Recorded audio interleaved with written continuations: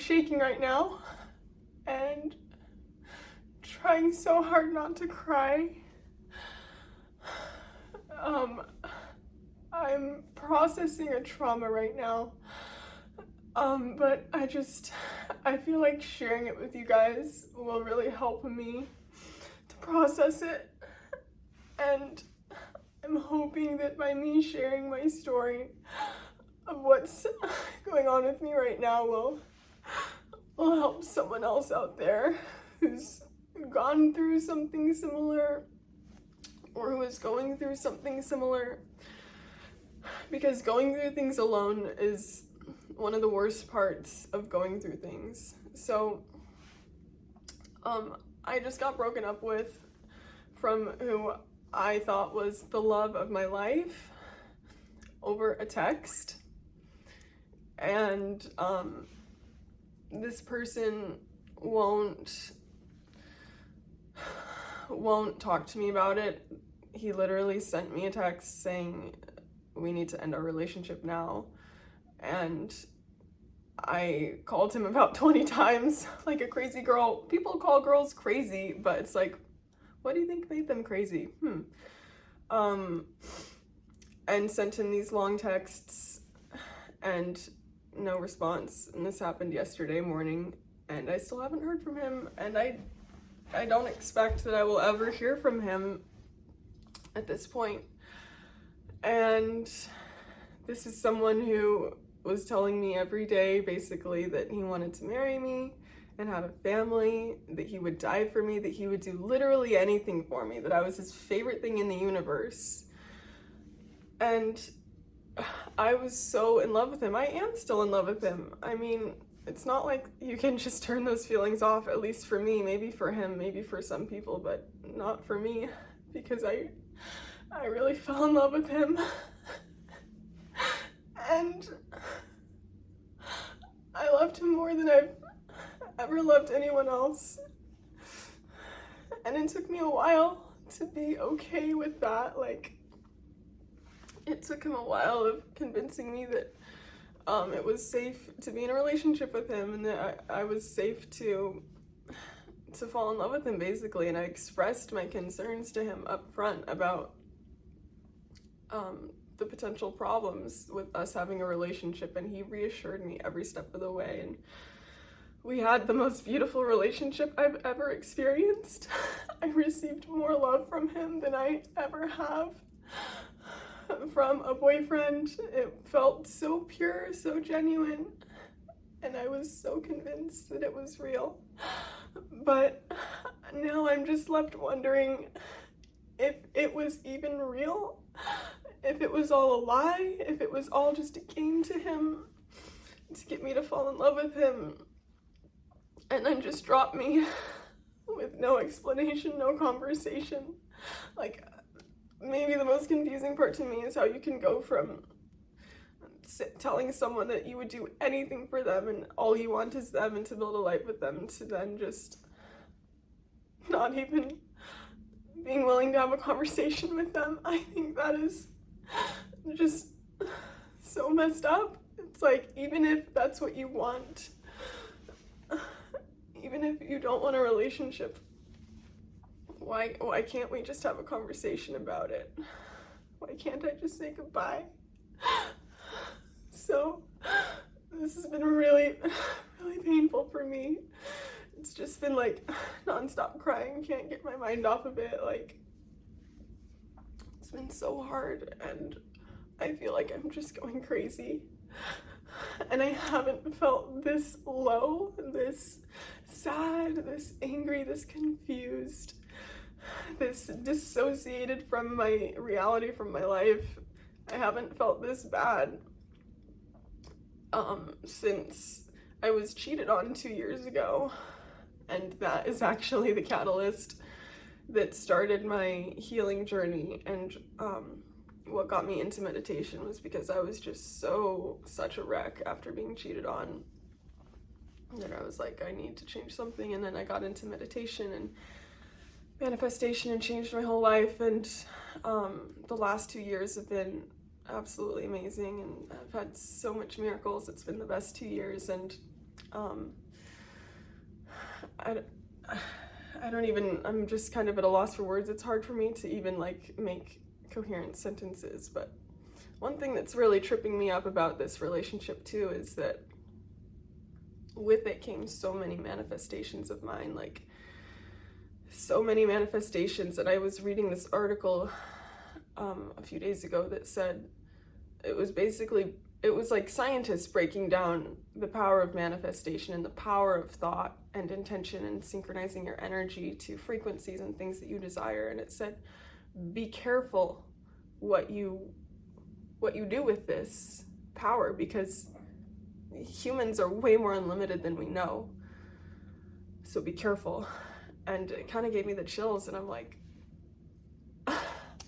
I don't know. I wonder if I'm like too powerful for my own good, and I don't know. I'm kind of at this new level of manifestation where I'm questioning things, and I know that I can manifest anything, and now I'm just like, well, I manifested the most beautiful, safe relationship of my life, and all these other things, all these other unbelievable things, and it all just came crashing down, and I've just been questioning myself and how I was and what I could have done differently, and I have to keep reminding myself. And I know that these things are true. It's hard when you feel like your heart got ripped out of you and cut up into a million pieces and then thrown away.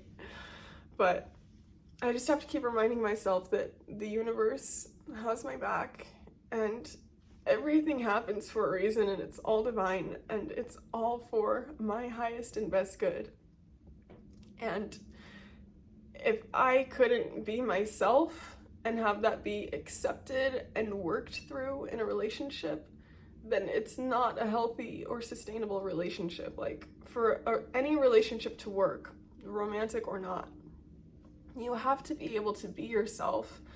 And if that causes rifts, then you have to be able to have communication about it and work through it so that it's better the next time, rather than someone just automatically throwing in the towel.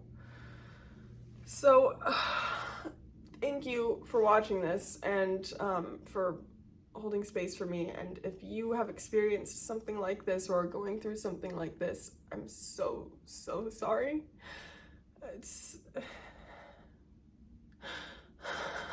I'm just so sorry.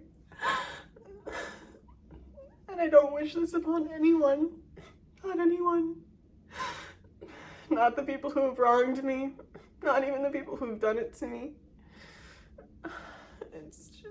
It's too much. So I want to talk to you guys about some of the things that I've been doing to help me through this time. And it's very fresh, and I was wanting to wait until I was much better to record these videos, but I thought it would be helpful to record it in real-ish time. So I'm making sure I do fascia maneuvers every day, 10 minutes of these specific stretches, and these movements combined with breath release stored trauma from the body, and I view that as my medicine, to be releasing this as I go through it. So that's one of the things. Number two is I've really been relying on my community. I've been spending a ton of time with my parents. Bless their souls for being there for me and for holding space and for holding love and allowing me to break down countless times, and for them to just be there for me and hold me. Also, my friends. I've been relying on my friends a lot. In different ways, like whether it's through texting, through calling. Last night I went over to one of my friends' houses, and I almost didn't go. I really didn't feel like showering and getting out of the house, but I knew that I should try. My whole thing is just, I'm gonna try to do these things, and it really did help me a lot to go hang out with her and her mom, and spend time with them. It was very helpful. And something else I'm doing is I'm allowing myself to cry as it comes up, and I've been crying so much, it's insane. Like, it'll just come up. Sometimes even if I'm not having a moment of thinking about it and being confused and heartbroken, I'll just start crying. And it's like, it's just these stored emotions coming out, and I'm just allowing them to purge, allowing them to come out. Because otherwise, if we just shove it down, it's just going to be stored trauma in the body, and that's not healthy. It's not good. I'm also not drinking. I don't ever drink regardless. I just don't drink ever. But I feel like it's important to mention that in this video, that when I go through traumas like this, I don't drink. And it's because I know that I need to process what's happening. If I was to use drinking as a form of escaping, it's still going to be there deep inside, and it's going to manifest and come out in different ways. I just did a meditation. It was like an hour and a half, and oh my God, it was so painful. It was so hard. It was so hard because, as one of my friends says, meditation is hard because you have to sit there with your own thoughts. And my thoughts have been great recently. I've been in love. I've been so high on life, but now I've never questioned myself so much. I've never been so sad and so mad and so confused. So in meditation, when you put your blindfolds on and you listen to meditation, you're confronted with all of those things that come up. And I felt like I was battling the whole time. And I got to this relaxed state, and I ended up falling asleep, and then I woke up in meditation, and I was just thinking about him and all the things, and I was just so mad and so frustrated, and I wanted to just rip my eye mask on and stop the meditation, but I knew I needed to just get through it. Dr. Joe Dispenza always says, when it's the hardest, it matters the most. And he also always says, when you come up against yourself in meditation, against fear or anxiety or depression or something dark, he always says, what's on the other side of that? If you give up then, that's your limit, that's the end for you. But if you can push through to see what's on the other side of it, it's gonna be worth it, and it's gonna be something beautiful. So I'm just reminding myself of that, like when it's the hardest, it matters the most. And what's on the other side of this as I allow myself to process this. So those are the things that are helping me right now. I don't know if I'm going to keep meditating every day in these initial phases of grieving. I'm just going to take it day by day. I am committed to doing the fascia maneuvers every day. Meditation is a different story. I'll see. I'm just gonna take it as it comes and see how I'm feeling. Yeah, so if you've gone through something similar or are going through something similar, I'm sending you love, I'm sending you healing. Lean into your intuition and do whatever it is that you need to do to allow yourself to process this trauma. Yesterday, I basically sat around and cried all day. I watched a Taylor Swift documentary. I couldn't eat anything. I force-fed myself a few bites of a piece of pizza, and then I had some chips and guac at my friend's house, but I literally have no appetite. Putting food in my mouth, it just tastes disgusting. I can't even eat ice cream. If you know me, you know that's insane. I'm obsessed with ice cream. So anyways, thank you so much for watching. Hopefully my next video, I'm feeling better and I have better energy to share with you and more practical tips, but I hope that this helped you in some way. I love you so much, and I'll see you in my next video.